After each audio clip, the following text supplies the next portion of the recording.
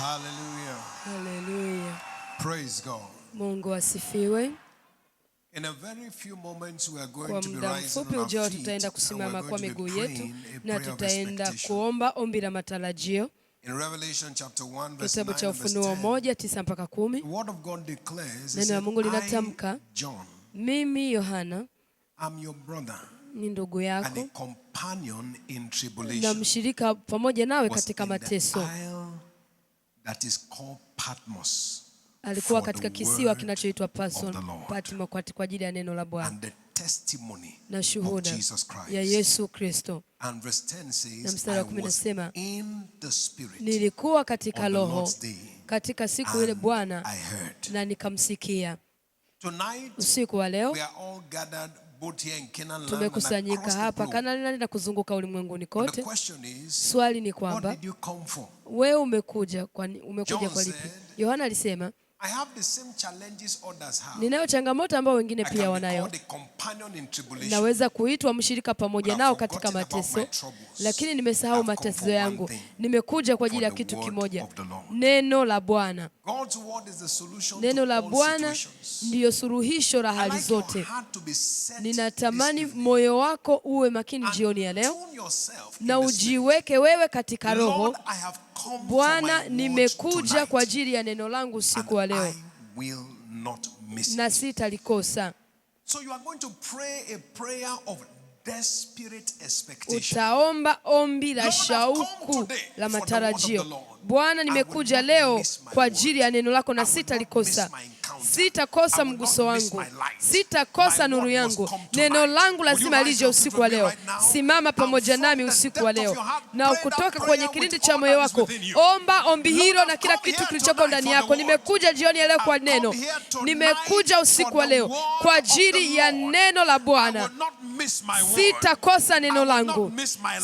sitakosa nuru Lord, I yangu, will not miss my encounter. sitakosa mguso Lift your wangu. voice and Inua pray sauti that yako prayer na from uombe the ombi hilo depth of your heart. kutoka kwenye kilindi You cha are moyo praying wako. full of faith and Unaomba full of ukiwa na confidence. imani na You are ujasiri, calling upon the name of the unamlitia Lord. jina la My Bwana. Father, my Baba God, in yangu the na name of Mungu wangu, Jesus. katika jina la Lord, Yesu. I have come Bwana, to this nimekuja mountain katika mlima tonight huu usiku wa for an leo encounter kwa with ajili you. ya mguso Like pamoja John, na I've wewe. come Kama to this Yohana, isle of nimekuja Patmos moment. katika I kisiwa have hiki come cha for Patmo the kwa word of ajili the ya Lord. mguso. Nimekuja kwa My ajili ya neno word la must Bwana. not miss Neno me langu tonight. lisinikose As jioni ya your leo. servant stands to Mtumishi speak, wako atakaposimama Lord, I must kuzungumza, encounter Bwana, your lazima word. nikutane na neno I lako, must encounter lazima your word. nikutane na neno I lako. will not go the way I came. Sitarudi kama Lift nilivyokuja. your voice and Inua pray sauti from yako the na depth of uombe your kutoka heart. kwenye kilindi cha It's moyo a wako. prayer of faith Ni you are ombi la praying. imani unaloliomba, It's a prayer with ni confidence you are ombi la praying. ujasiri It's a unaloliomba, prayer with the entirety ni of your heart you are ombi praying. kutoka kwenye kilindi cha moyo Call wako. upon the name of the Mwitie Lord. jina la Bwana. My Father, Baba my yangu God, na Mungu in wangu, the name of katika Jesus, jina la I have Yesu, come from my word nimekuja kwa tonight. ajili ya neno langu I usiku wa have leo. come from my word Nimekuja kwa tonight. ajili ya neno langu I have usiku wa leo. come from my word tonight. Nimekuja kwa ajili ya Lift neno your langu voice usiku wa and make leo. sure you are Inua calling sauti yako, hakikisha upon the unamuita name Bwana, of the Lord. hakikisha unalitia My jina la Father, my Bwana. God, Baba yangu na in Mungu the name wangu, of Jesus, katika jina la I have Yesu, come for my word nimekuja tonight. kwa ajili ya neno langu usiku I wa have leo. come for my Nimekuja encounter kwa ajili ya tonight. miguso yangu I have usiku wa come leo. for my light Nimekuja tonight. kwa ajili ya nuru The yangu sent usiku wa word leo. must reach me tonight. Neno lililotumwa lazima The right linifikie. word must reach Neno me sahihi tonight. lazima The linifikie. word is season must Neno get la to me tonight. majira lazima linifikie. Lord, I switch my Bwana, spirit on ninaweka right now roho yangu kuwa sawa take delivery kwa of ajili your ya word. kupokea sahihi neno I will lako. hear what you are saying. Nitasikia I will utakachosema, not miss what you are saying. sitakikosa Now lift unachokisema. your hand and lift your voice. Sasa inua mikono And yako na begin to sauti give yako, glory to God anza tonight. kumpa Bwana utukufu. Appreciate him for the answers he Mshukuru has kwa given to majibu your prayers. aliyokupatia.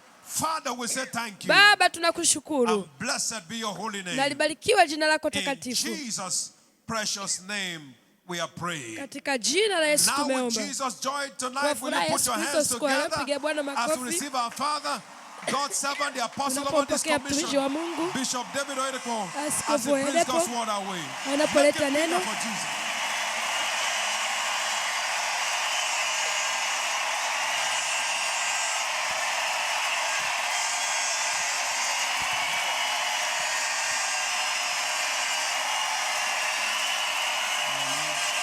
Haleluya. Amina. Praise the Lord. Bwana asifiwe. Finally, it's your turn. Hatimaye ni zamu yako. Hallelujah. Haleluya. Once again, welcome to AYAC Mara nyingine 2026 tena karibu AYAC mwaka 2026 and next levels. na viwango vipya. It shall be for each one of us Itakuwa kwa kila mmoja wetu transfiguration. ni mlima wa kubadilishwa.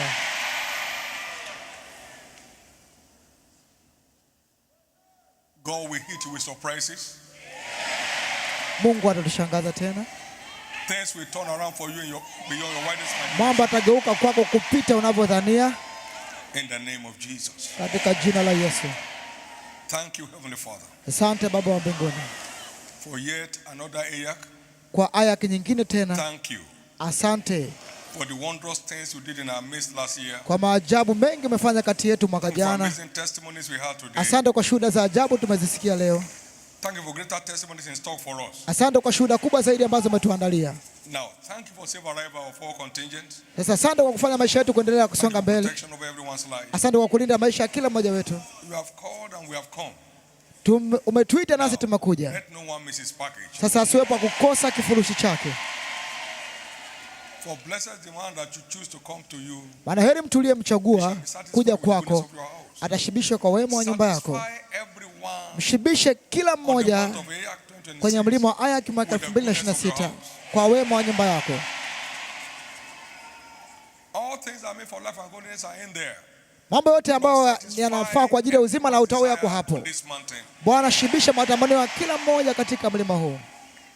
And thank you for it. Na asante kwa sababu hiyo. We therefore declare Hivyo tunatamka AYAC 2026 AYAC mwaka 2026 open in the name of God the Father, imefunguliwa katika jina la Mungu Baba, God the Son, Mungu Mwana and God the Holy Ghost. na Mungu Roho Mtakatifu.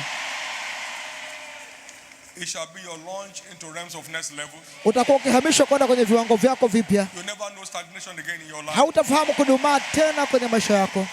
It shall be forward ever for you Itakuwa ni mbele daima kwako and backward never. na nyuma mwiko.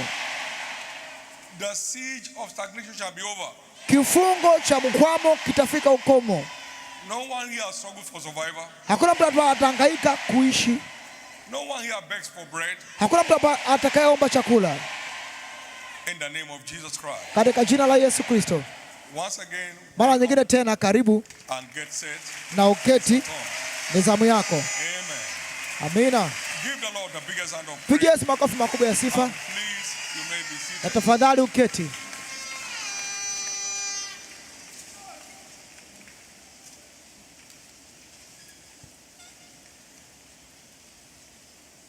Tonight we begin by looking at understanding Usiku leo tunaanza kwa kuangalia reality kuelewa uhalisia of your next level heritage. wa urithi wako wa viwango vipya.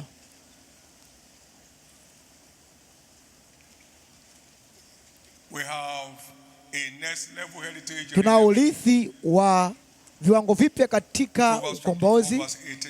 Mithali The 4:18, path of the justified njia ya mwenye haki is as a shining light ni kama nuru that ing'aayo shines more and inayozidi more kung'aa and more hata mchana until mkamilifu Jesus comes. mpaka Yesu atakaporudi. Remember, Kumbuka, when the perfect one comes, the imperfect shall go away. mwenye haki akija, asiye na haki Until the huondoka. perfect day means until the perfect one comes.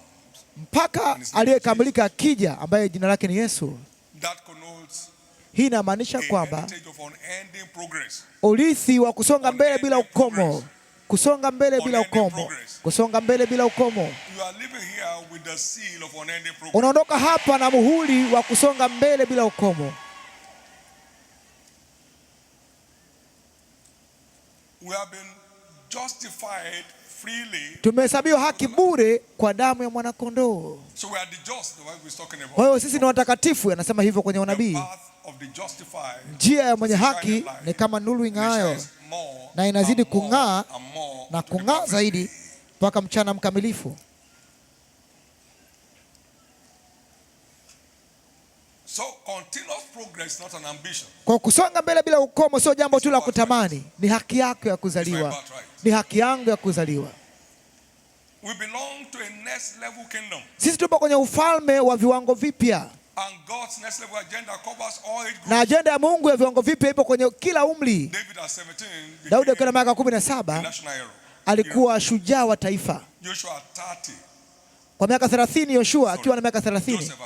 Yusufu akiwa na miaka 30 alitawala Misri kutokea gerezani kwenda ikulu. Akiwa na miaka 30. Ibrahimu akiwa na miaka 75 alianza safari mpya kwenda viwango vipya akiwa na miaka 75. Musa akiwa na miaka 80 alichukua jukumu ambalo ilitakiwa achukue akiwa na miaka 40 na akashinda. Kalebu akiwa na miaka 85 akasema nipeni huo mlima ambao nitakiwa niuchukue miaka 40 iliyopita. Viwango vipya. Viwango vipya vinajumuisha watu wa umri wote. Na wewe upo ndani ya huo umri. Bwana asifiwe. Kama mtu akijitoa kwa Mungu, viwango vipya huwa havichelewi. Wanasonga mbele.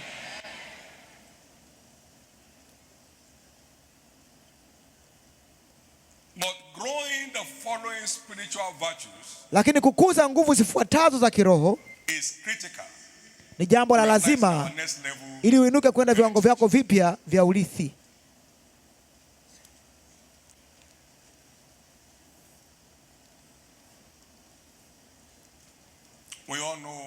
Sote tunafahamu kwamba kumcha Bwana ndio mwanzo wa hekima. Methali 9:10 ndio msingi wa kila uzima, kila maisha ambayo yatakuwa na maana. Zaburi 111 mstari wa 10. Lakini utakaso una viwango vyake. Tunaona hiyo taswira kwenye Timotheo wa pili 2:19 mpaka 21. Msingi wa Mungu unasimama hakika ukiwa na muhuri hii. Bwana wajua walio wake, na kila alitajaye jina la Bwana awache uovu. Maana katika nyumba kubwa viko vyombo vya dhahabu na fedha tu, bali na vya mti na vya udongo. Lakini kama mtu akijitakasa na kujitenga na hao, atakuwa chombo cha heshima kilichosafishwa, kimfaacho Bwana, kimetengenezwa kwa ajili ya kila kazi iliyo njema. Sasa angalia maana yake, kwenye hii nyumba kubwa, mwili wa Kristo, kuna vyombo vya dhahabu, vya fedha, vya mbao na vya udongo. Kiwango cha kujisafisha ndicho kinaamua aina ya chombo unachokuwa. Kwa utakaso una viwango vyake. Ulisikia kwenye matangazo hapa, unakuja hapa, unaingia tu umeweka mikono mfukoni. Wewe sio mtu wa kujifunza. Maana yake wewe tayari umeshakubuhu. Hauta kitu, hamna kitu utapata. Unakuja tu. Hauna daftari, hauna kitu umekuja nacho. Hayo sio maisha. Upo kwenye majira ya rutuba ya maisha yako. Ni bora ukafunguka ili upandwe mbegu njema ambayo inakuwa na kesho iliyo njema. Funguka kwa ajili ya hiyo. Bado naandika notes mpaka leo. Sio masomo ya kuhubiri, masomo ya kuyaishi. Bado ninakula neno mpaka leo, nikiandika kila siku napojifunza miguuni pake. Wewe ni mdogo mno kujifanya umekuwa.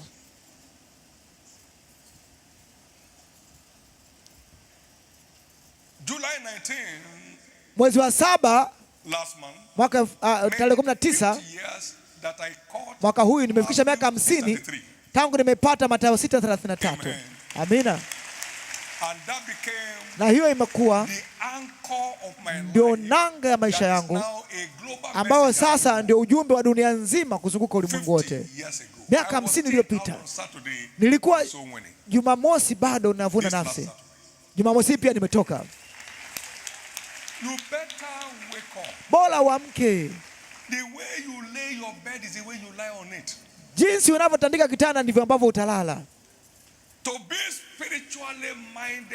Kuwa na nia rohoni ni uzima na amani. Kuwa na nia mwilini ni mauti. Warumi 8:6. You have such a glorious destiny. Una hatima ya utukufu sana, kama mtu hawezi kushangaa. Ndio maana shetani anakutafuta kuzuia watu wasifikie hiyo hatima, kwenye hiyo hatima ya utukufu. There is also next level revelation. Pia kuna ufunuo wa viwango vipya. In Matthew 13:23. Kwenye Mathayo 13:23. Wale walio katika udongo mzuri ni wale ambao wanalipokea neno na kulielewa na wazaa matunda, wengine mara 100, wengine mara 60, wengine mara 30.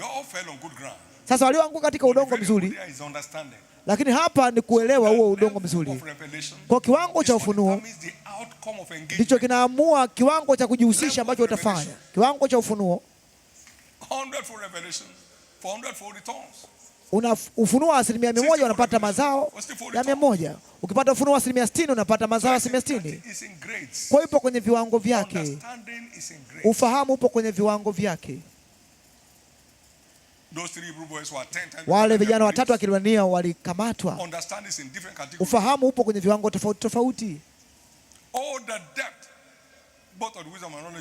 Kima na upana, jinsi ambavyo njia zako hazichunguziki na nguvu zako hazilinganishiki. Kuna kiwango ambacho hakina ukomo, kuendelea kukua katika hicho. Tumeambiwa kwamba tukue katika neema na katika kumfahamu Bwana wetu Yesu Kristo. Wakorintho wa 2:10 mstari wa 18. Ongezeka katika imani, kuwa katika neema na ufahamu. Namba 3, tuna kiwango kipya cha neema. Tuna neema ya kawaida, neema ya jumla, neema ya wote. Wapa neema zaidi wanyenyekevu, hiyo ni neema ya zaidi.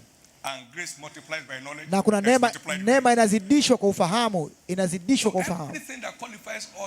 Kwa kila kinachotustahilisha kwa ajili ya viwango vipya kinakuwa, kinaongezeka.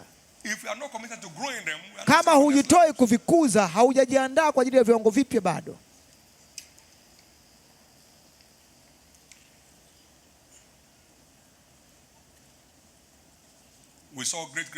Tuliona neema kubwa katika Matendo sura ya 4, na neema kuu ilikuwa juu yao wote. Tunaokolewa kwa neema, lakini tuliona neema kuu juu yao. Kuna neema kuu, neema ina viwango vyake. Namba 4, kuna imani ya viwango vipya. Tuna imani ya kawaida, kuna kiwango cha imani, Warumi 12:3, na tuna imani ndogo, Mathayo 14:28 mpaka 31. Tuna imani kuu, Mathayo 8:8 mpaka 10. Tuna imani ya kiungu, Wakorintho wa 2:4-13. Imani ipo katika viwango. Baada ya hapo tuna upako wa viwango vipya. Tuliona hiyo picha kwenye Ezekieli 37 mstari wa 1 mpaka wa 5. Niliona maji ambako Kristo amekaa na akapima, ilikuwa ni katika kiwiko, na baada hapo ikaenda kwenye magoti, baada hapo ikaenda mpaka kiunoni, akapima vipimo 1000 vingine tena, ikawa ni mto mkubwa. Upako upo katika viwango. Kristo alipewa Roho Mtakatifu bila kipimo. Upako upo katika viwango, upako upo katika vipimo.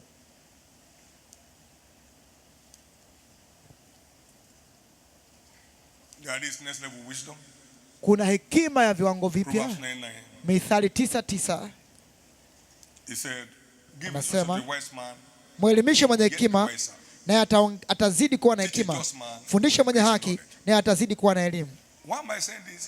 Kwa nini nasema hivi?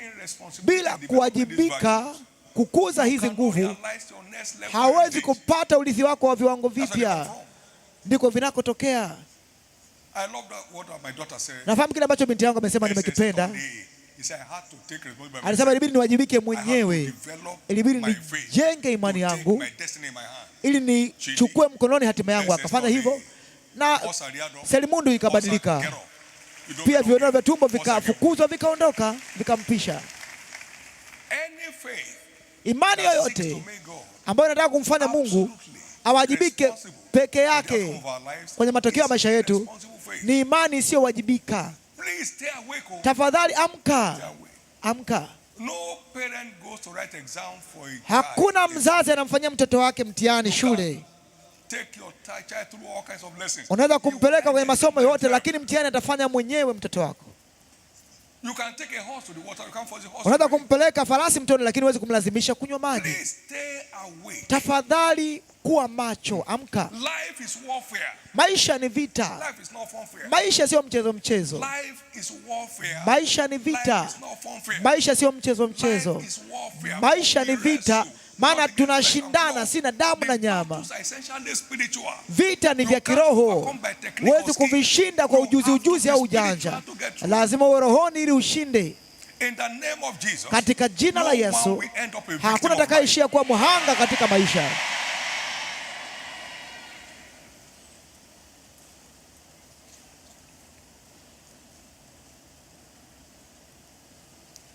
We also have next level breakthroughs. Pia tuna mipenyo ya viwango vipya.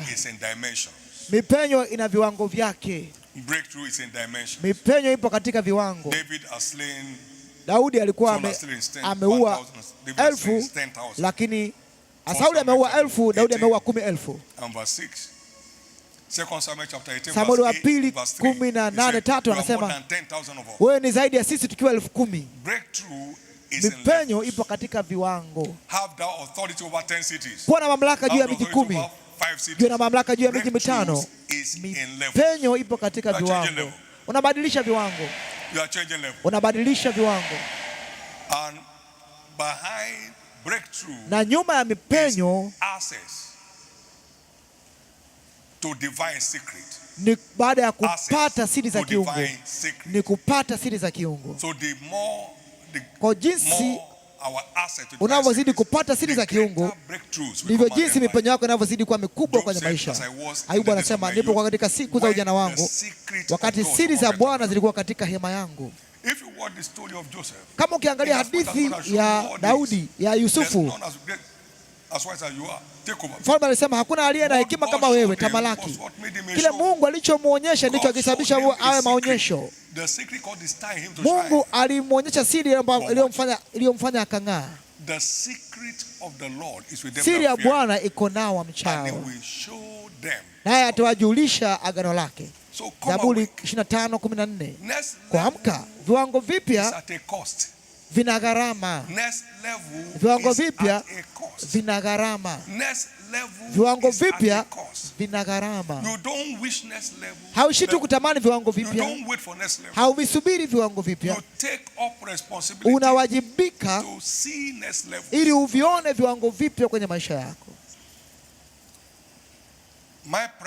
Ombi langu ni kwamba aya ya mwaka 2026 ikupatie funguo mkononi kwako za kukufikisha kwenye njia ya kusonga mbele bila kukoma. Tafadhali jua kwamba kama uzao wa Ibrahimu umekombolewa kuwa mtu wa viwango vipya, na uzao wako, kupitia uzao wako familia zote za ulimwengu zitabarikiwa. Kama uzao wa Ibrahimu umekombolewa kuwa mtu wa kimataifa, na kwa uzao wako ulimwengu mzima utabarikiwa. Mwanzo 22:18. Mungu aliapa hiyo baraka juu ya Ibrahimu, na kama mkiwa wa Kristo basi nyinyi ni uzao wa Ibrahimu na warithi sawasawa na ahadi. Chochote Mungu alimwambia Ibrahimu kinawafaa waliokombolewa, ambao wanatakiwa kufanya kile ambacho Ibrahimu alifanya. Kama nyinyi wana wa Ibrahimu, basi fanyeni kazi za Ibrahimu. Hawimbi wimbo, unafanya matendo, unafanya kazi za Ibrahimu.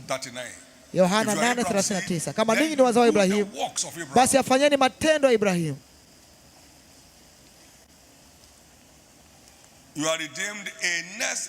Mmekombolewa kuwa watu wa viwango vipya Na viwango vipya hapa vinajibu kwa kutendea kazi mafunuo. Tafadhali sikiliza kwa hii. Sikiliza hii. Kumbukumbu 28:1. Kama utasikia kwa bidii sauti ya Bwana Mungu wako na kutenda yote amri zote nilizokuamuru hivi leo, Bwana Mungu wako atakuweka juu ya mataifa yote ya ulimwengu, na baraka zote hizi zitakujilia. Hauzitafuti, zinakuja zenyewe na kukupata.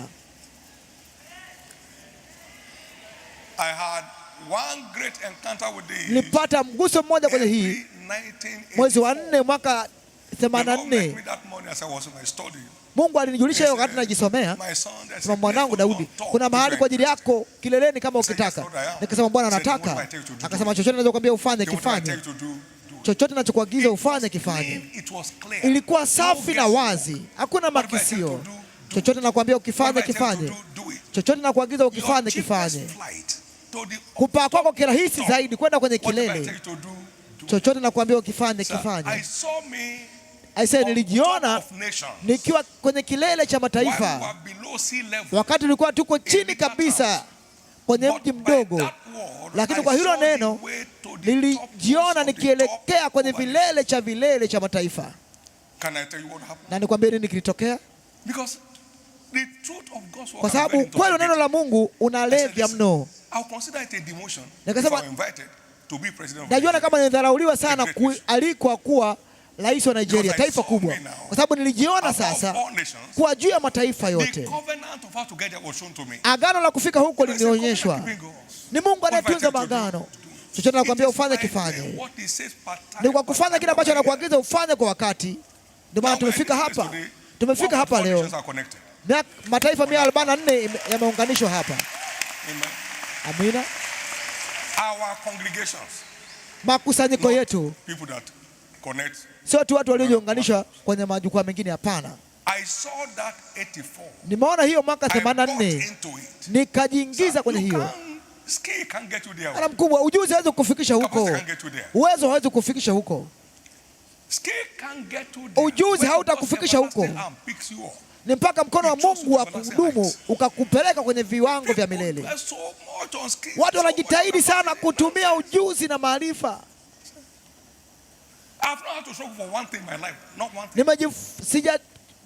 Sina mchango wote hata mmoja kwenye maisha yangu. Tumekuwa tukipaa sasa kwa miaka 30 bila mgandamizo wowote.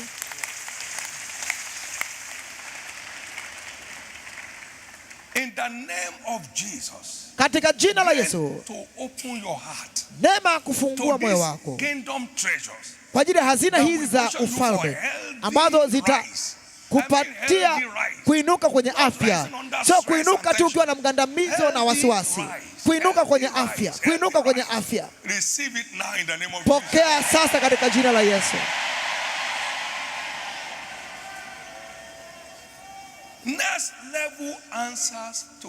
Viwango vipya vinajibu ukitendea kazi ufunuo. Inuka uangaze. Manake inuka, tembea katika nuru ambao unakuonyesha. Isaya 60 mstari wa 1.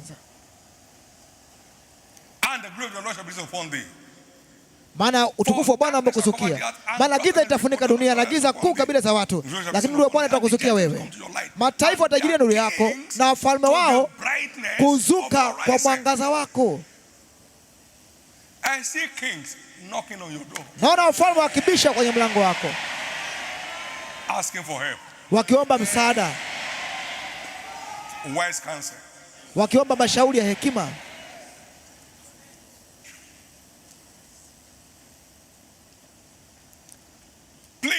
Tafadhali tulia.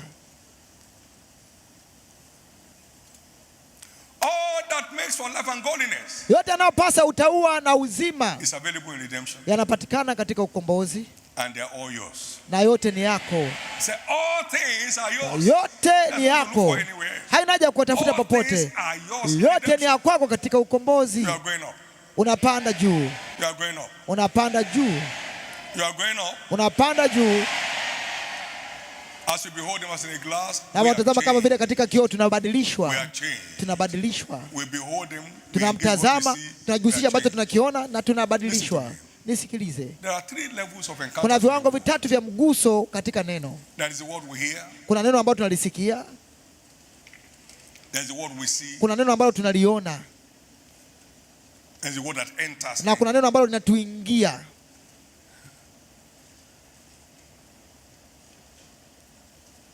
Faith comes by hearing, Imani huja kwa kusikia, and hearing by the word of God. na kusikia neno la Mungu.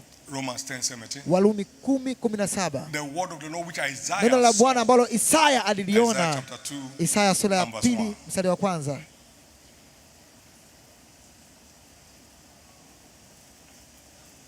The entrance of thy word gives life. Kufafanushwa kwa maneno yako huleta There's the nuru. entry.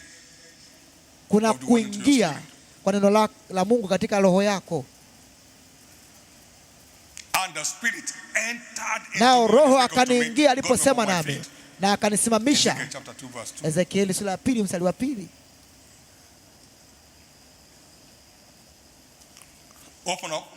Funguka, Something's turning your life right kuna now. kitu kinageuka kwenye maisha yako sasa hivi.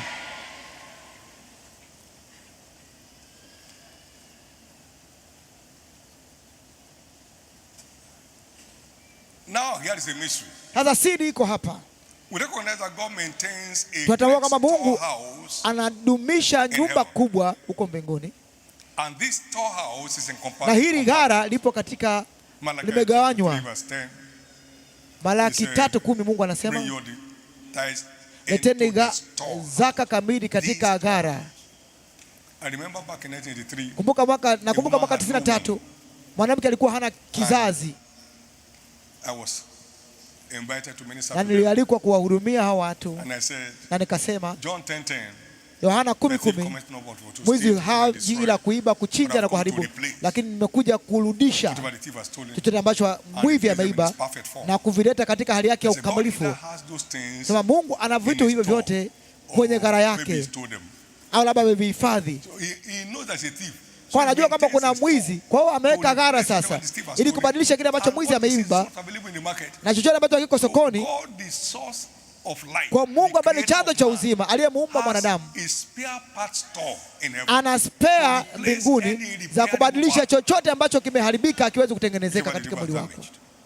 au chochote He said kilichoharibika. she believed. Akasema naamini. Herself and the husband, Yeye na Minister mume to wake, them. nikawahudumia miezi 9 baada ya hapo passing baby boy. akapata mtoto wa kiume mwenye nguvu. God has a great storehouse Sasa in Mungu heaven, ana gara kubwa mbinguni and they are in compartments. na ipo imegawanywa Each gawanywa. compartment is under lock. Kila chumba kina kufuli lake cha hiyo gara.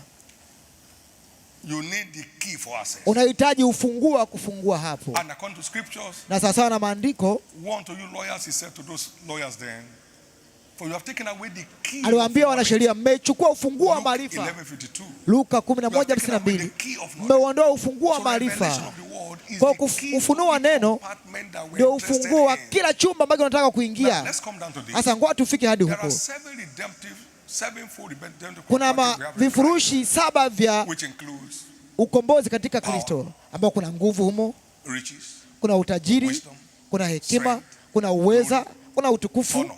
kuna heshima, honor, glory and blessing. kuna utukufu na baraka. Revelation 5:12. Hiyo ni Ufunuo 5:12. Power, Nguvu, riches, utajiri, wisdom, hekima, uweza, honor, glory heshima, and blessing. tukufu na baraka. Now, let's take those Hasa, 7 compartments. Tuziweke hivyo kama vyumba One 7 power is a tofauti, key that opens it. kwamba kwenye chumba cha nguvu kuna ufunguo Everyone that unafungua. thirsted, come to the waters. Kila mwenye kiu aje kwenye maji. My soul thirsted for thee. Nafsi My yangu flesh ya kuonea longed for thee to kiu, see mwili thy wangu power. wa kuonea shauku So kuona there is nguvu a zako. key Kwa kuna the ufunguo compartment of power. kuingia kwenye chumba cha nguvu, if you want access. kama unataka uipate hiyo nguvu. You want riches? Unataka utajiri, He gives us power to get anatupatia nguvu ya kupata utajiri to fulfill his covenant. ili kutimiza agano lake alilowaapia baba So it zetu. is the covenant Kwa hiyo abundance ni agano la that utele opens the door ambalo linafungua to the mlango compartment kwenda of kwenye wealth. chumba cha utajiri, kwenye hilo gara If you don't kubwa. have that key, no Kama access. hauna huo ufunguo You'll be huwezi kupata struggling, chochote, using method, utahangaika, borrowing, unatumia all siri kinds of mbalimbali, things and unakopa na dodging mambo people yote. I'm not indebted to any man living or dead. Sidaiwi na mtu yoyote aliye hai au aliyekufa. Sijawahi kukopa popote. Niligundua hiyo mwezi wa 8 mwaka 82 tarehe 22. Sijawahi kudaiwa hata senti moja. Sijawahi kumdanganya mtu yoyote. Wengi wamenidanganya mimi, lakini Mungu awasamehe.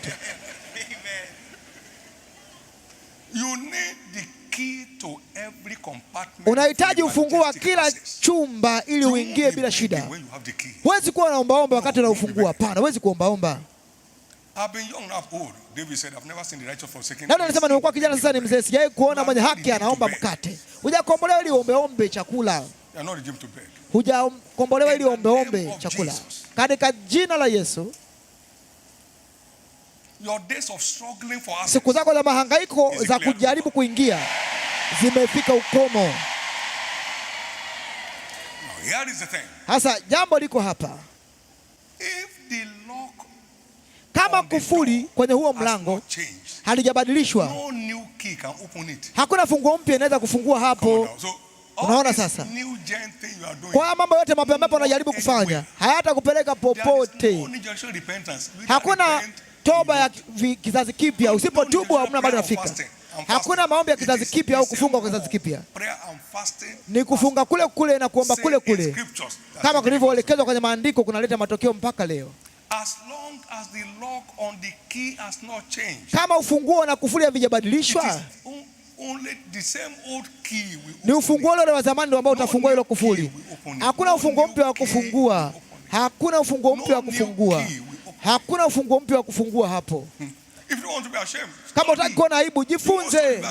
Usiposoma utaona aibu, utapata aibu. Huwezi kufanikiwa kiroho bila kujitoa kwenye maisha ya kujifunza neno.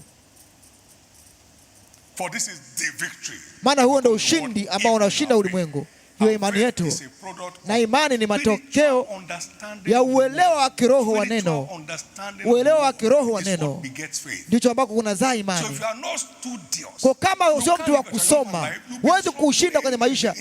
Utahangaika ndani na nje. Amka. Amka. Amka. Trying to use a new key. Acha kujaribu kutumia funguo mpya to an old lock kwenye kufuli la zamani ambalo halijabadilishwa bado. His word lives and abides for. Neno lake linaishi na kudumu milele. Heaven and earth shall pass away, not the word of his Mbingu na nchi zitapita, lakini hata nukta moja ya neno haitapita. Yeye ni ule ulijana leo hata milele. Kama mlango funguo na kufuli havijabadilishwa, utahitaji ufunguo ule wa zamani kufungua. Katika jina la Yesu, kila ambacho kinakuzuia usipate kilicho chako kitapisha njia hatimaye. Ngoja nisikie amina yako ya sauti. Ngoja nisikie amina yako ya sauti. Wale wanaotenda uovu kinyume na agano wataishia watu wa kudhihakiwa, lakini wale wanaomjua Mungu wao, wanaojua agano la Mungu wao na kutembea katika hilo, watakuwa hodari na kufanya nini? Matendo makuu. Huyo ni wewe sasa. Huyo ni wewe. Ndio maana tunakupatia ufunguo za ufalme unapozaliwa mara ya pili. Unapomkubali Yesu, anakupatia wewe na mimi funguo za ufalme wa mbinguni. Mathayo 16:18-19. Ufunguo za ufalme ili kusiwepo na mlango wa kuzimu wa kufunga mlango dhidi yako, ukiwa na hizo funguo katika mkono wako. Kwa unazo funguo. Sio ufunguo mmoja, funguo nyingi. Zinafungua vyumba mbalimbali za maisha. Funguo za ufalme unapewa unapozaliwa tu mara pili. Marko 4:11. Kwetu tumepewa kuzifahamu siri za ufalme wa mbinguni. Hizo ndio funguo. Kwa walioko nje, mambo yote ni kama hadithi tu za kawaida, hazina maana yoyote kwao. Lakini kwetu sisi ambao tumekombolewa, tumepewa kujua siri za ufalme wa Mungu. Katika jina la thamani la Yesu, siku za kuhangaika ili uishi zinatangazwa kama zimefika ukomo kwenye maisha yako.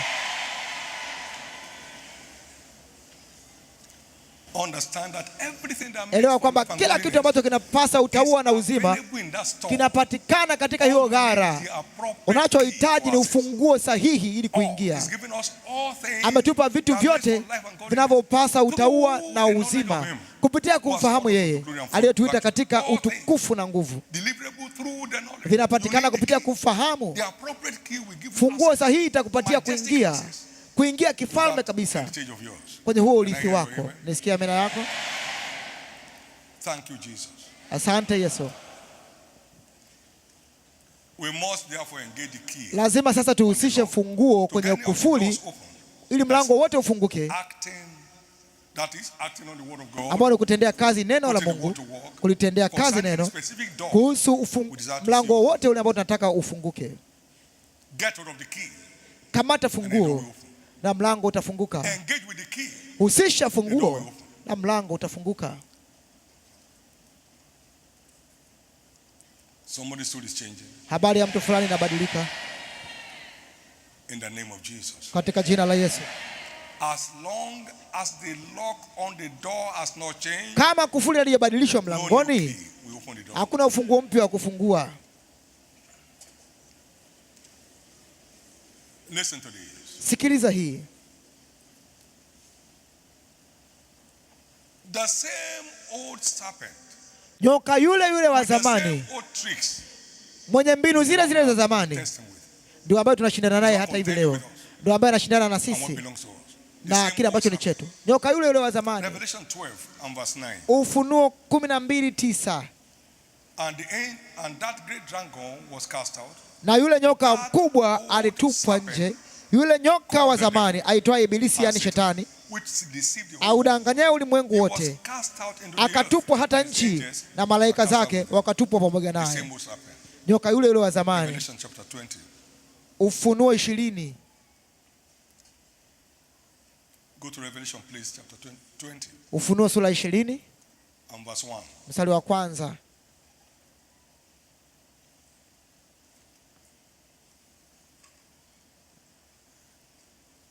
And he lay hold on the dragon. Naye akamshika yule nyoka wa zamani, mstari wa pili, ambaye ni Ibilisi Shetani, akamfunga miaka 1000. Shetani yule yule wa zamani na mbinu zake zile za zamani atahitaji ufunguo ule ule wa zamani kumweka chini. Ufunguo ule ule wa zamani kumweka chini, kumtiisha. Juu ya yote kiitwa ngao ya imani, ambao mtazimisha mishale yote ya moto ya yule mwovu. Kwenye tanuru la moto la wale vijana 3 wa Kiebrania walimwamini Mungu, walimwamini Mungu wao.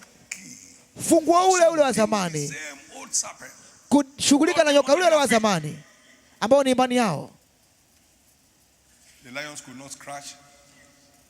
Simba hawakuweza kumgusa mwili wa Danieli kwa sababu alimwamini Mungu wake. Danieli 6:23. Huo ndio ushindi unaoshinda ulimwengu, hiyo imani yetu. Na imani ipo katika viwango. Imani ndogo haiwezi kusimama kwenye dhoruba za maisha. Jenga imani yako ili ulinde kesho yako. Jenga imani yako leo kulinda kesho yako. Jenga imani yako leo kulinda kesho yako. Jenga imani yako leo kulinda kesho yako. Habari ya mtu fulani inabadilika. Kwa hiyo tutahitaji njia ile ile ya zamani ambapo baba zetu walipita, njia ile nzuri kumshinda Shetani na kupata pumziko la nafsi zetu. Yeremia 6:16 mpaka 17.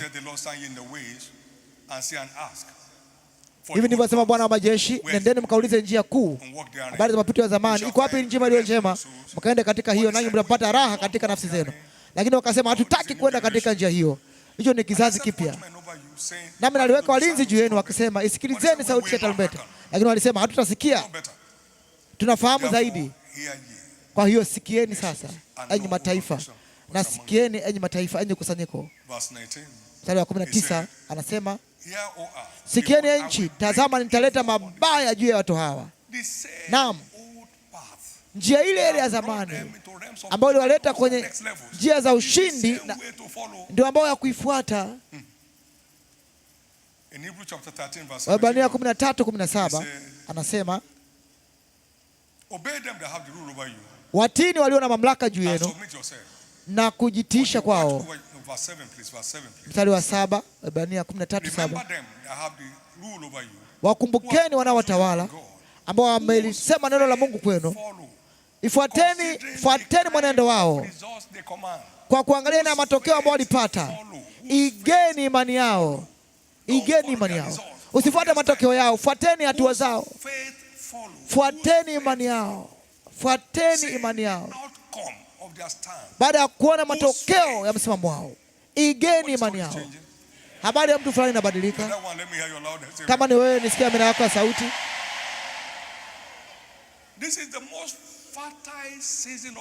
Hana majira yenye rutuba zaidi ya maisha yako. Tafadhali usicheze nayo. Ndio majira yenye uzao sana ya maisha yako. Usicheze nayo. Hakuna mashetani wapya, ni shetani yule yule wa zamani na jeshi lake la mapepo ambao wako tayari kuuziba mlango wako usipate miliki zako. Unaweza wakawazuia kwa kuhusisha funguo ya kufahamu kweli ya zamani ambayo mpaka leo inatuweka huru. Naona imani yako ikiimarika. Naona ushindi wako ukithibitika. Naona uhuru wako ukithibitika. Naona uhuru wako ukithibitika. Kwa hiyo mara nyingine tena nakukaribisha kwenye ulimwengu wa viwango vipya ambapo Mungu amewaandalia waliokombolewa katika kongamano hili. Amina. Sasa napokaribia kufunga, tafadhali tambua kwamba kila mwana wa Mungu amebeba nguvu kubwa, uwezo mkubwa,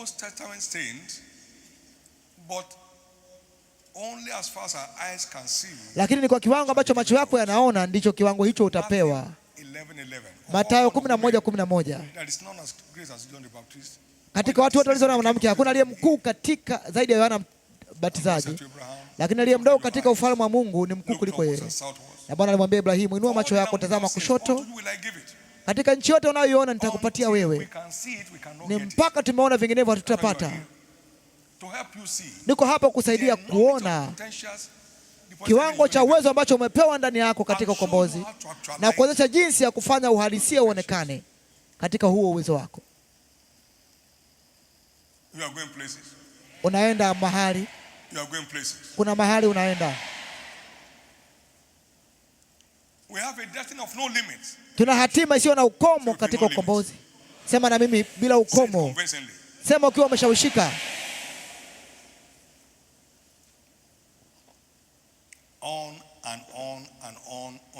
Inaendelea na kuendelea na kuendelea mpaka Yesu akirudi. Unang'aa zaidi na zaidi mpaka atakaporudi. Tuangalie hivi viwango vya bila ukomo. Yohana 14:12. Yesu anasema hivi, wote wanaoamini mimi, kazi nizifanyazo watazifanya pia, na kazi kubwa kuliko hizi atazifanya. Kazi kubwa zisizo na ukomo. Kazi kubwa kuliko alizofanya Yesu. Na huyu ni kweli mwenyewe anasema. Yesu ni kweli na njia na uzima. Anasema kuna kitu kubwa ndani yako wewe na mimi chenye uwezo wa kufanya zaidi ya kile ambacho Yesu alifanya. Kuna mahali unaenda. Wewe sio panzi. Wewe ni jitu la kiroho. Kuna kitu ndani yako kinatamani kuonekana, kudhihirika. Na kidhihirike hicho kwenye maisha yako.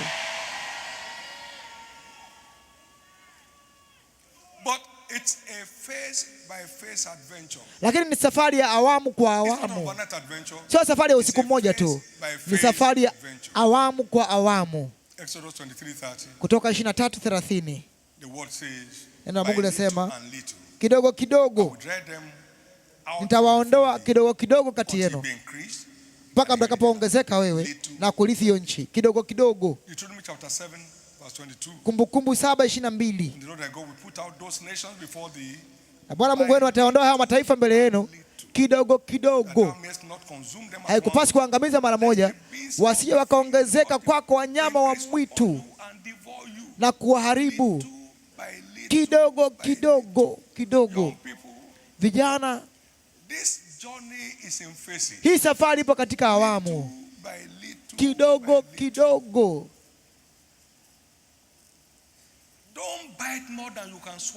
Using'ate kikubwa kuliko ambacho unaweza kumeza. Kidogo kidogo. Usitafute nyumba ambayo unajua huna pesa ya kuigharamia. Kidogo kidogo, kidogo kidogo. Sasa sikiliza. Usitafute jinsi ya kuanza biashara na vyumba vitatu ikiwa na AC wakati hata biashara moja huna. Anza kidogo kidogo. Anza kidogo kidogo. Kama huelewi hii, unaweza ukaharakisha kwenda kwenye majanga. Unaweza ukaharakia kwenda kwenye majanga. Kidogo kidogo. Angalia hii siri. Yesu ambaye kupitia yeye vyote viliumbwa, alifika hapa akiwa mtoto mchanga, akakuwa kufikia umri wa kubarehe, akakuwa kuwa kijana mdogo, na baada hapo akawa mwana mwenye mamlaka. Yesu huyo. Kwenye hii dunia tunaenda kidogo kidogo.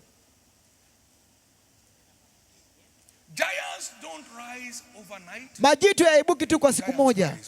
Majitu yanaibuka kwa wakati baada ya muda. Majitu haibuki kwa siku moja. Majitu yanaibuka baada ya muda.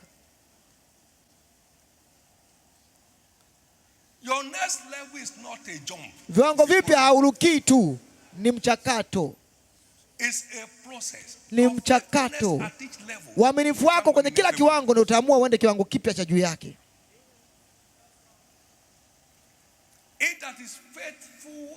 Yeye aliye mwaminifu katika kidogo ndio ambaye anastahili kwenda kwenye kikubwa. Akiwekwa mwaminifu kwenye kikubwa, anapewa kikubwa zaidi. Unazidi kusonga mbele kwa kuwa mwaminifu kwa pale ulipo sasa. Unafanya kazi kwenye kampuni kwa mwaminifu. Unaweza ukaja kuimiliki kampuni mara 10 ya hiyo unaofanya kazi, kama ukiwa mwaminifu kwenye hiyo ya sasa. Tafadhali, huu mchakato wa kidogo kidogo uingie kwa mtu wako wa rohoni. Kidogo kidogo kidogo kidogo. Kidogo kidogo kidogo kidogo.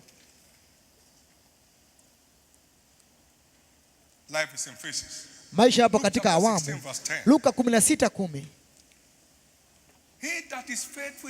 Yale mwaminifu kwenye kile kilicho kidogo, huyo atapewa kilicho kikubwa.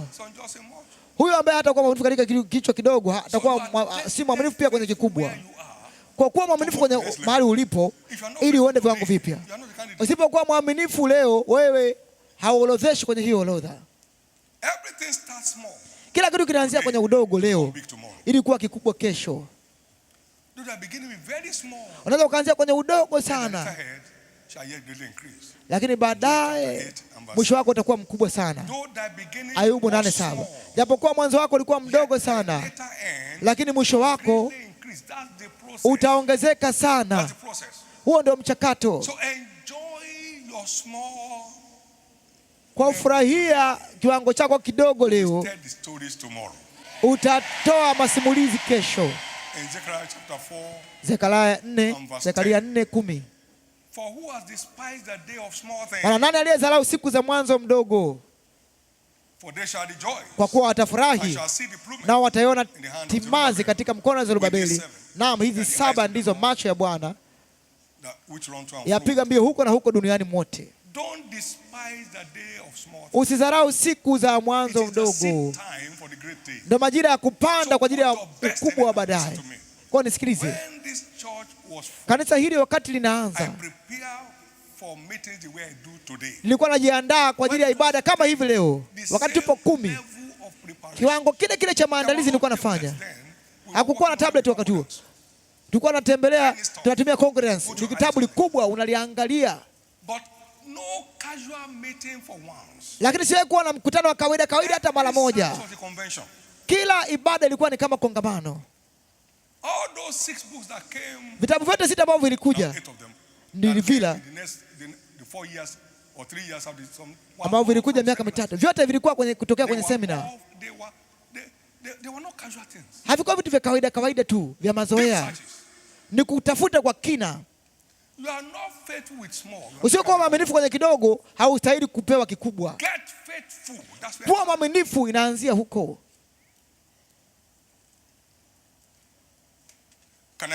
Na niseme hii, kufunga na kuomba,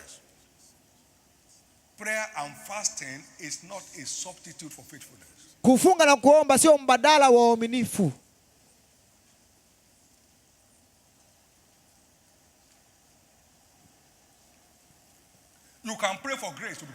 Unaweza ukafunga kwa ajili ukaombea neema ya kuwa mwaminifu, lakini huo sio mbadala wa kuwa waaminifu wenyewe.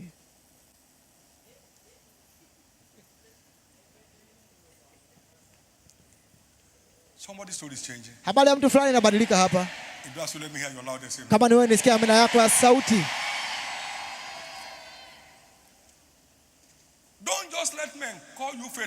Usishinde watu kukuita mwaminifu. Mungu pia akuhesabu kuwa mwaminifu. Paulo anasema, namshukuru Kristo Bwana wangu ambaye ameniona kuwa mwaminifu kuniweka katika huduma. Iwe ni Mungu anayekuona kuwa mwaminifu. Usijihesabie uaminifu wewe mwenyewe, hapana. Sio anayejisifia anayekubaliwa, lakini ambaye Mungu anamsifia. Huwezi kuwa mwaminifu na usijue. Huwezi kuwa mwaminifu na ukawa hujui kama wewe ni mwaminifu. Tuache kujifanya tu watu wa dini.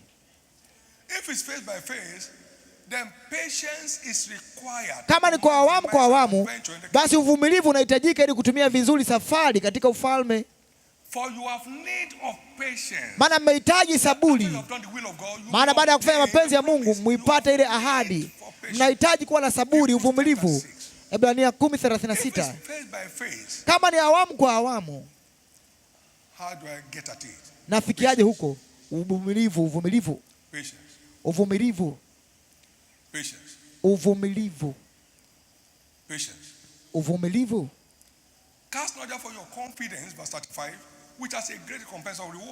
Wala msiutupe ujasiri wenu ambao una thawabu nyingi sana, maana mnahitaji kuwa na saburi.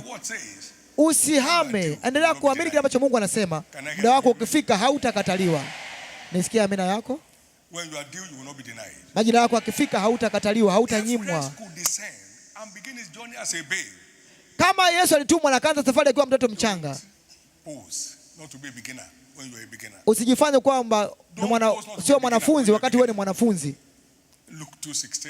Luka 2:16. Luka 4:20 akawa na miaka 12 akawa mtoto. Na baada ya hapo Luka 2:44 akawa kijana mdogo. Luka 3:23 akawa mwana. Na Luka 9:35 alikuwa ni mwana mwenye mamlaka. Yote ipo katika awamu. Asante Yesu. Ngoja tuhitimishe kwa hili moja. Kwa mfano,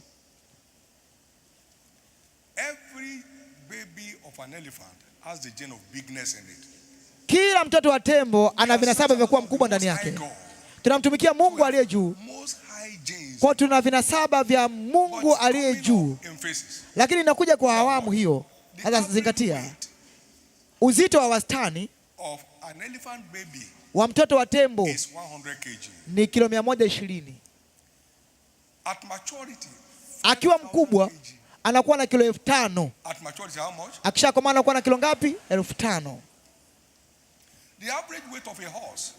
Na wastani wa farasi mdogo ni kilo 45. Lakini akiwa mkubwa, akikomaa ni kilo 500 wastani wa uzito wake. Na uzito wa wastani wa simba akiwa mdogo akizaliwa ni kilo 4. Lakini akiwa mkubwa ni kilo 200. unakuwa. Enjoy the growth process. Furahia mchakato wa ukuaji. Enjoy the growth process. Furahia mchakato wa ukuaji. Usikimbie mbio za mtu mwingine. Everything great today, kila kitu kikubwa leo kilikuwa kikafikia huo ukubwa unaouona. Kila kilicho kikubwa leo kilianzia kwenye udogo jana. Maisha ni mbio. Hata kwenye michezo tunakuwa kufikia kwenye kiwango cha kimataifa kwa viwango. Kwa mfano, kwenye ngumi kuna uzito mdogo, kuna uzito wa kati na uzito wa juu. Mtu wa uzito mdogo asiende kupigana na mtu wa uzito mkubwa, anaweza asirudi akiwa hai. Anaweza asirudi akiwa hai. Ya mjui kila wapiga mbio kama wanaopokea thawabu. Kwa jua kiwango chako. Na furahia kiwango chako kwa wakati huo. Furahia kile ambacho unakiweza kwa wakati husika. Fanya kile ambacho unakiweza kwa kiwango chako. Habari njema usiku wa leo ni kwamba wewe ni mtu wa viwango vipya katika ukombozi. Haujakombolewa ili udumae. Haujakombolewa ili uanze kurudi nyuma. Hivyo kuanzia usiku wa leo, katika jina la Yesu, chote kinachohitajika ili upate viwango vyako vipya vya ulinzi ndani ya Kristo, vipokee sasa. Kipokee sasa. Na vipokee sasa.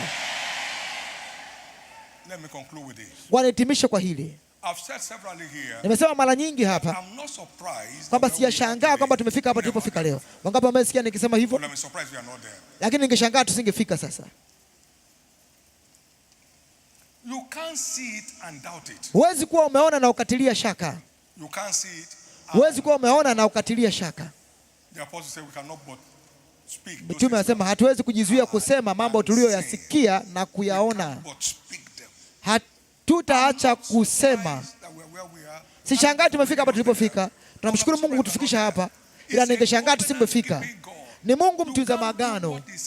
Huwezi kufanya alichokuagiza na unapofanya alichokuagiza Mungu, unafanya uadilifu wake uonekane. Heri mtu aliyeamini, maana kutakuwa na kutendewa yale aliyoambiwa na Bwana.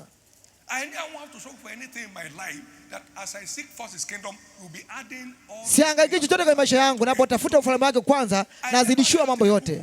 Sijawahi kusema hiyo kwenye kitabu chochote. Yote ambao watu wanatafuta mpaka kufa, mimi nazidishiwa. Aliniambia. Nilimsikia. Nilimsikia.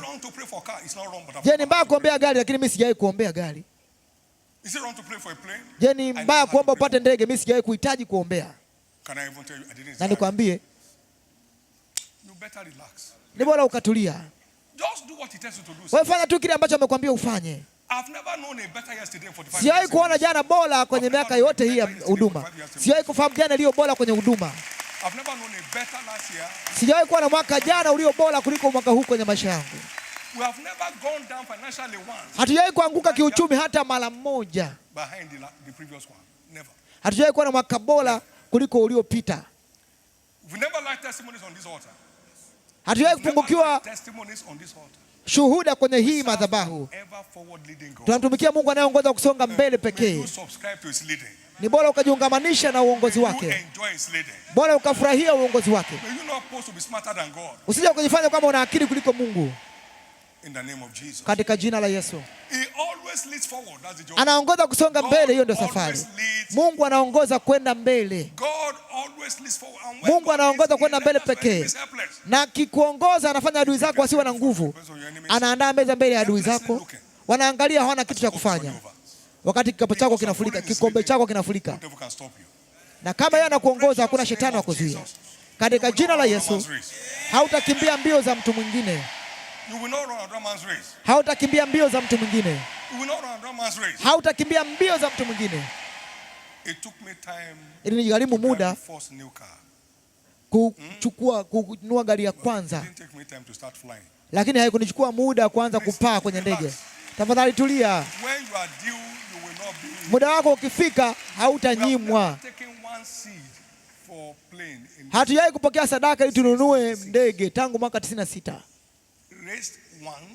Hata mara moja. Hatujawahi kuwakumbusha watu. Nafikiri labda tuna ndege ya 4 sijui ya 5 sasa tunabadilisha tu.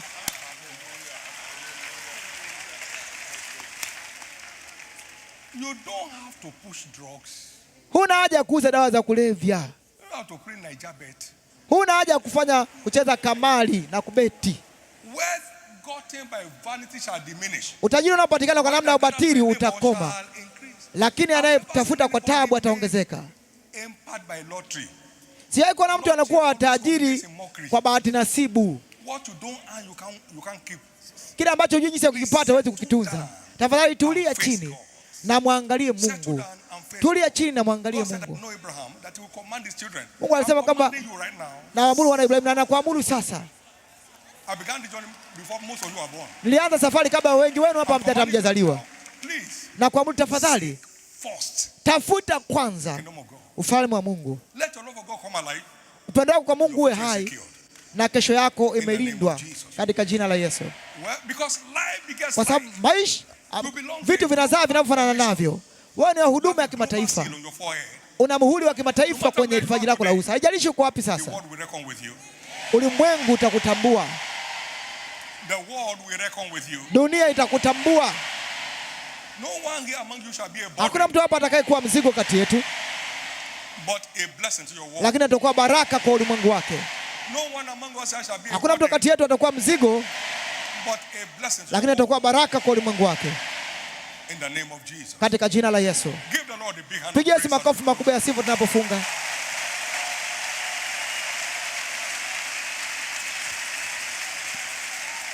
Amen. Amina.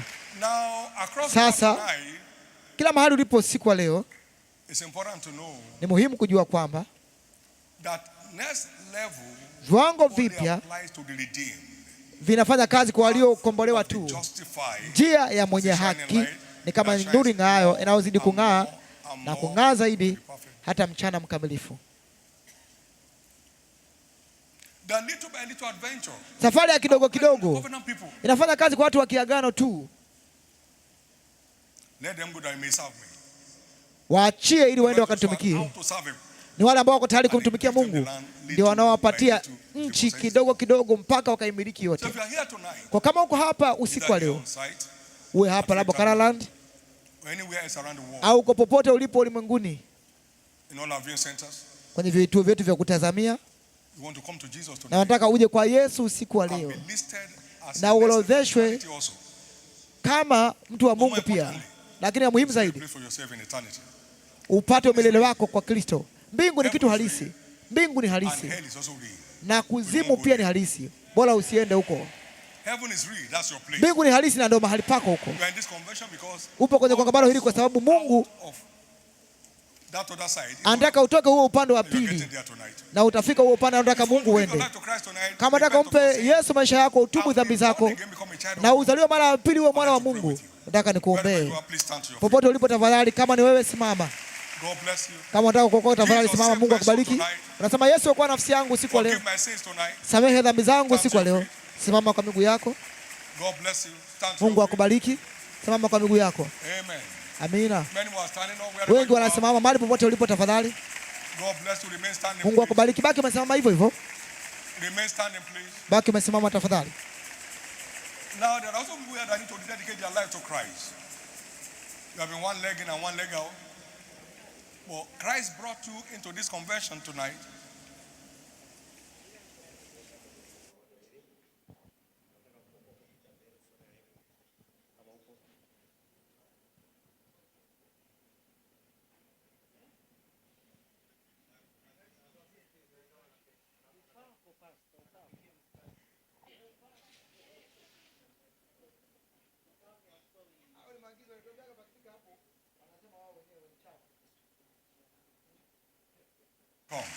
That applies to all of us in the various viewing centers. Approach the altar area now. Take your Bibles and your kuokoka tafadhali pita mbele madhabahuni. Take your Bibles and your Kama unataka kuokoka, chukua mkoba wako na vyote ulivyokuja navyo, pita mbele madhabahuni. Some may not know where they stood off. from, please take your Bibles and your bag with you. Unaweza usijue ulipokuwa umekaa. Kwa unavyoenda mbele kama unaokoka, beba na vitu vyako. Let the choir minister to the Lord right now as they come. Kwa itakuwa ikidumu mbele za Bwana wakati watu wanaitikia wito wa wokovu. All over the place around the world right now, you are in any of these viewing centers. Popote ulipo tafadhali, kama unataka kuokoka, pita mbele madhabahuni. It's your night of change.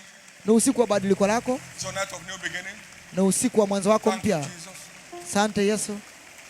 Thank you, Jesus. Asante Yesu.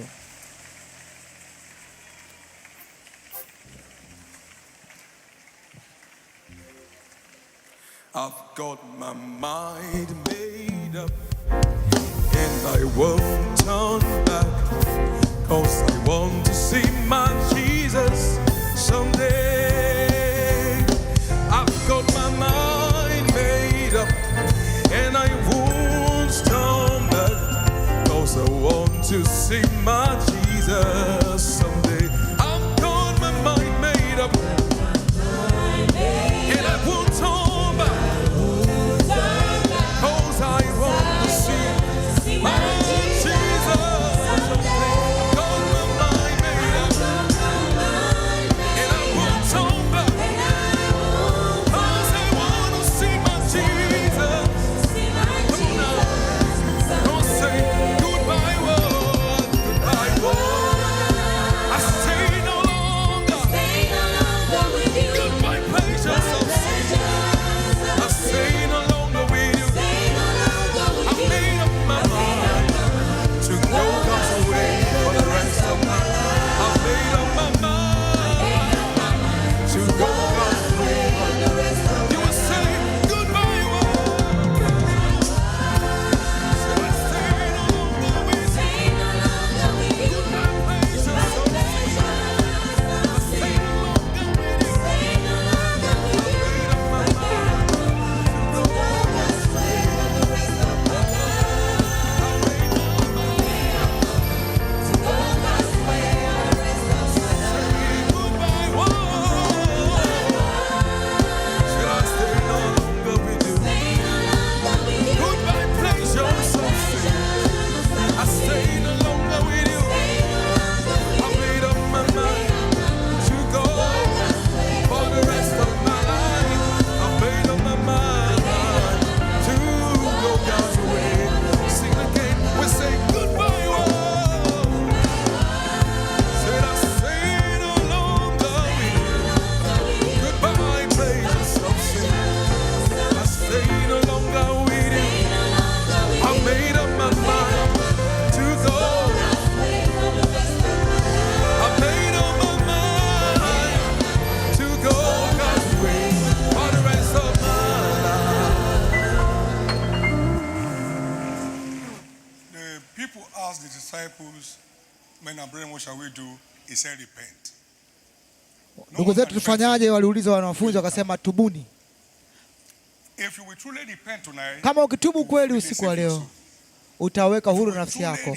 Kama ukitubu kweli usiku wa leo, Jesus will truly save your soul. Yesu atakuwa nafsi yako kweli kweli, na utakuwa kiumbe kipya. To change your taste, Itabadilisha ladha yako, itabadilisha muonekano change wako, your behavior. itabadilisha tabia yako. If anyone is in Christ, is a new Maana creature. kama mtu akiwa ndani ya Kristo ni kiumbe kipya.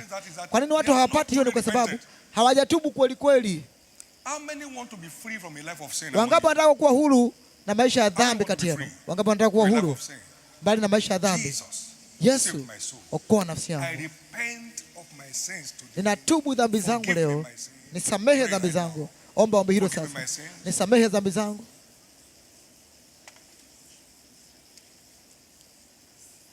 You have struggled to set yourself free. You are not free. Umehangaika kujiweka huru, hujawa huru Because mpaka no one sasa, can bail himself out to kwa sababu redeem. hakuna mtu anaweza kujitoa mwenyewe kwenye There's shimo. someone out there to bail you. Unahitaji mtu nje Jesus, I've akutoe. come to you tonight for my Yesu, bailout. nimekuja kwako ili unitoe. Save my soul, Jesus. Okoa nafsi yangu I Yesu. want to make heaven. Nataka nifike mbinguni. I want to live a victorious life. Niishi maisha ya Save ushindi. my soul, Jesus. Okoa nafsi I want to yangu live a Yesu. overcomer's life. Nataka niishi maisha ya If you will ushindi. truly repent, Kama you will ukitubu truly kweli atakuokoa kweli. save. If you will truly repent, you will Kama truly ukitubu save. kweli atakuokoa kweli. If you will truly repent, you will truly save. Kama ukitubu kweli atakuokoa kweli. Jesus, save my soul. Yesu, okoa nafsi yangu. The path of sin, I don't want to trod it anymore. Sitaki kutembea kwenye njia ya dhambi tena. Go ahead and pray. Okoa nafsi yangu usiku wa leo, omba tafadhali. Jesus, Yesu, save me. niokoe. Come on now, everybody, lift up your right hand Tafadhali inua mkono wako wa kulia. Kwa wote wanataka right kuokoka, hand. inua mkono wako wa kulia. and pray this prayer. Naomba ombi hili. Say after me, Lord Jesus, Sema, Bwana Yesu, save me niokoe from the power of sin. kwenye njia ya dhambi. I believe you died for me. Naamini ulikufa kwa ajili yangu, On the third day you rose siku ya again tatu ukafufuka tena to raise me up kunifufua from the dungeon of sin. kwenye shimo la dhambi, Tonight, kwenye gereza la dhambi. I Siku ya leo repent of my sins natubu dhambi and zangu accept you na nakukubali as wewe my Lord kama Bwana and wangu my Savior. na Mwokozi wangu. Thank you, Jesus. Asante Yesu, Come into my heart today njoo katika moyo wangu leo and turn me na to a unigeuze new creature. kuwa kiumbe kipya. Let all things pass away. Mambo yote fanya yapite Let all things become new na mambo yote yawe mapya in my life. kwenye maisha yangu. Destroy the power of sin. Haribu nguvu ya At work dhambi in my flesh. inayofanya kazi katika mwili wangu. Thank you, Lord, Asante for Bwana saving my soul. kwa kuokoa nafsi yangu. Amen. Amina. Keep your right hand up. Endelea kuinua mkono wako wa Now, kulia. I Sasa cover each one that prayed this namfunika prayer kila mmoja aliyeomba ombi across hili all with the blood of ulimwenguni Jesus. kote kwa damu ya Yesu. He has rescued you tonight. Amekuokoa usiku wa Don't be leo, back in the pit anymore. hautarudi shimoni tena. The power of sin is broken from off your life. Nguvu ya dhambi imevunjwa kwenye maisha yako. Now you have received the gift of eternal life. Sasa umepokea zawadi ya maisha milele, utafika mbinguni mwishoni. Receive grace tonight to live your commerce life. Pokea neema usiku wa leo kuishi maisha ya In the ushindi precious name of Jesus. katika jina la thamani la Yesu. Congratulations. Hongera, Congratulations. hongera. Please submit your slip. Tafadhali Get back to your seat. utafuatisha utaratibu utakaopewa. Submit your slip to those officials and get back to your seat, please. Amen. Let's praise him. Tumsifu sasa.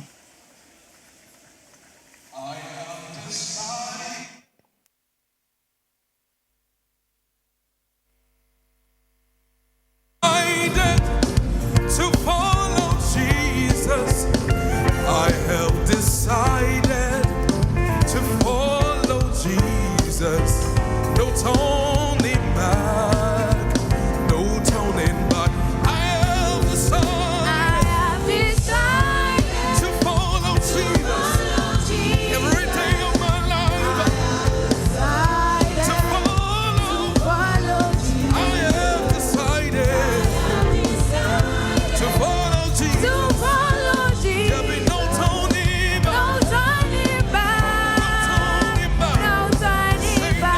I have decided to follow Jesus. I have made up my mind, yes, to follow Jesus. I have decided to follow my Lord. There'll be no turning back. No turning back. So we say, everybody we say, born, born, born again. Thank God and born again. Born, born, born again. Thank God and born again. Say born, born again. Thank God and born again. Born, born again. Yes, Lord. Born, born, born again.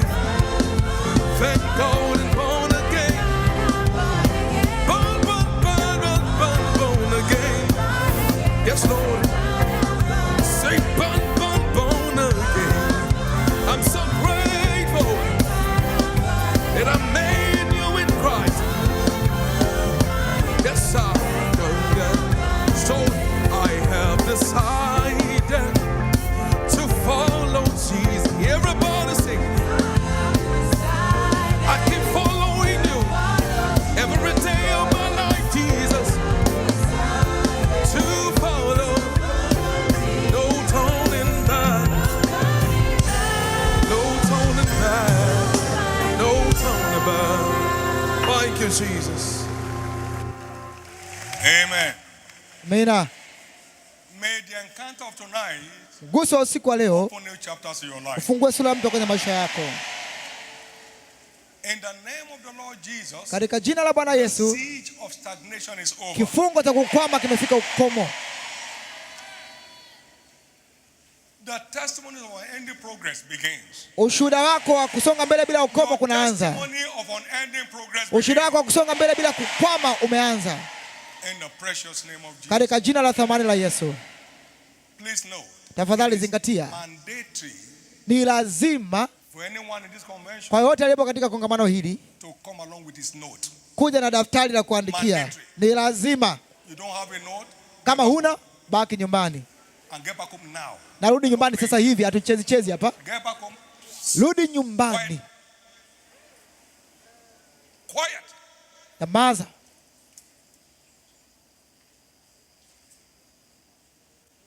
Come with your note. Njoo na daftari lako na karamu. We are not pouring water into a basket here. Hatumimini maji kwenye kikapu hapa kilichotoboka. Come with your note or don't come. Njoo na daftari, vinginevyo kama utaki usije tafadhali. And I want officials to please take note of it. Na nataka wahudumu wazingatie hilo tafadhali. Mtu anapoingia aingie na daftari.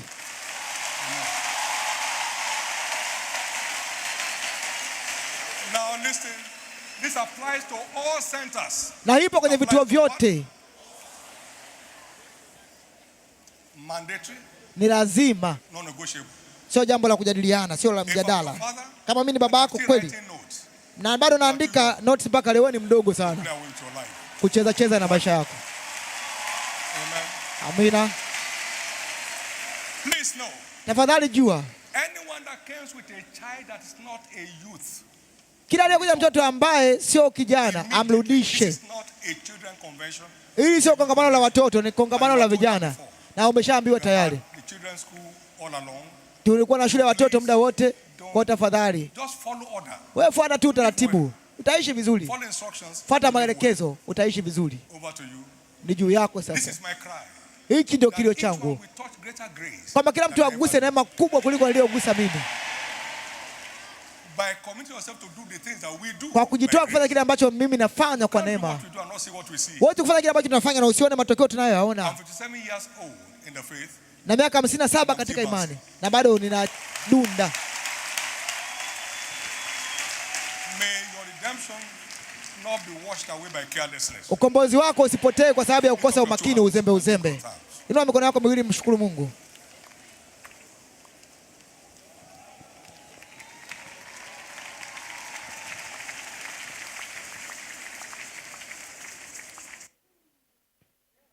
Shall we lift up our hands and give thanks to Tunyanyue God mikono tonight? yetu tumpe shukrani Mungu Appreciate usiku wa him, leo. give him all the Mshukuru, thanks, give him all mpe the shukrani praise. zote, sifa What a zote. night.